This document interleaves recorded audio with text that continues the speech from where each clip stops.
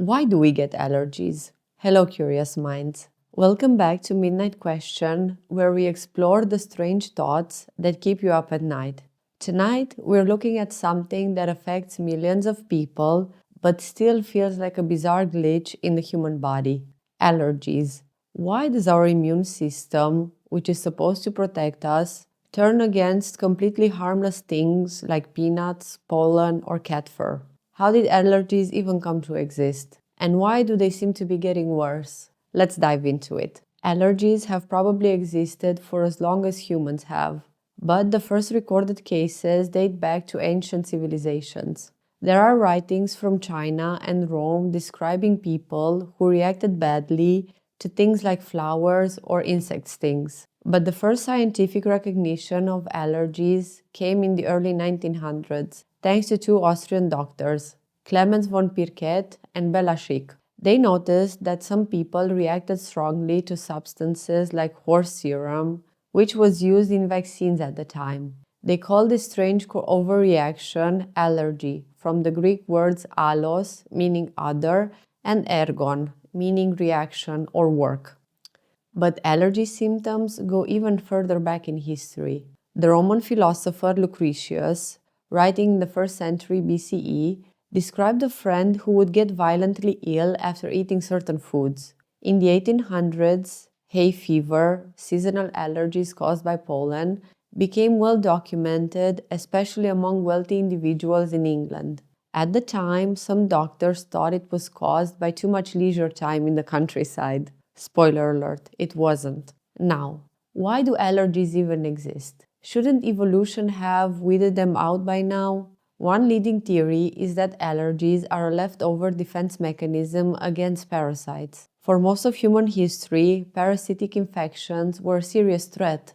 Worms, mites, and other invaders could get into our bodies, so the immune system developed strong responses to flush them out. Things like sneezing, itching, swelling, and even vomiting. Sound familiar? Those are also classic allergy symptoms. The problem is, in today's modern world, we don't deal with nearly as many parasites as our ancestors did. But our immune system still has this ultra-sensitive alarm system.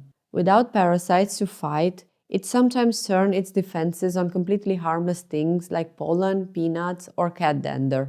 In a way, allergies might be our body fighting ghosts, imaginary threats based on an old survival instinct. Over the past few decades, allergy rates have exploded, especially in industrialized countries. More kids are developing food allergies, more adults have hay fever, and severe allergic reactions seem to be more common. So what's going on?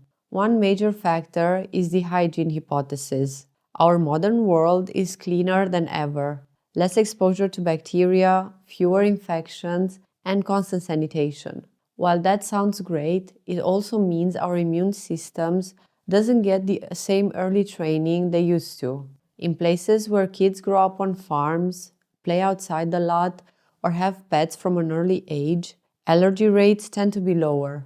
Their immune systems learn early on what's actually harmful and what isn't. In contrast, kids raised in super sterile environments may have immune systems that are more prone to overreacting to harmless things. Another factor is pollution and climate change. Rising CO2 levels have been linked to more intense pollen seasons, which means worse seasonal allergies. Air pollution can also make the immune system more sensitive, leading to stronger allergic reactions. And then there's the Western diet. Highly processed foods, preservatives, and changes in gut bacteria might be affecting how our immune system reacts to the environment.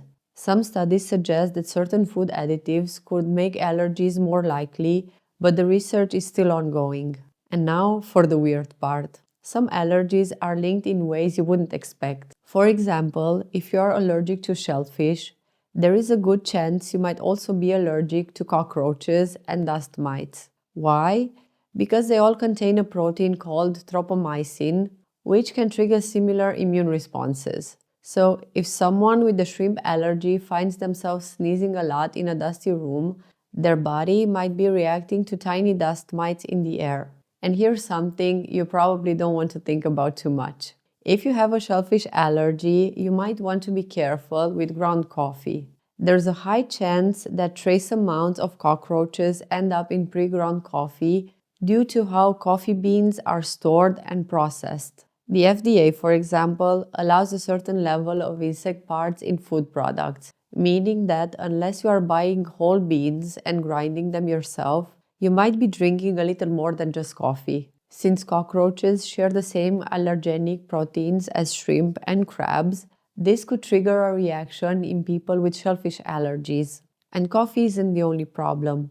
The same issues apply to chocolate, peanut butter, and even processed grains, all of which can contain trace amounts of insect fragments. While these amounts are small and harmless to most people, they could be enough to set off an allergic reaction in those with severe shellfish or cockroach allergies. Another strange one is the birch pollen and apple allergy connection. Some people with seasonal allergies to birch trees also find that eating raw apples makes their mouth itch. That's because birch pollen and apple proteins look similar to the immune system, so it mistakes one for the other. This is called oral allergy syndrome and happens with other foods too, like people with ragweed allergies reacting to melons. And then there's red meat allergy, which is linked to tick bites. Some people bitten by the Lone Star tick in the US develop an allergy to a sugar molecule called alpha-gal, which is found in red meat. Imagine waking up one day and suddenly being allergic to steak, all because a tick bit you. Nature is weird. In a way, allergies are a mistake, an ancient immune defense meant for fighting parasites that now attacks harmless things instead. They've been around for centuries, but they are becoming more common, possibly due to modern hygiene, diet, and pollution. And if you've ever had an allergic reaction to something unexpected, your immune system might just be confusing one protein for another. So, the next time you sneeze uncontrollably during pollen season, just remember, your body thinks it's saving your life, even if all it's really doing is making you miserable. Got a weird midnight question that's been bugging you? Drop it in the comments and maybe it'll be featured in a future episode. Thanks for listening, and until next time, keep wondering. I am Mari and this is Midnight Question.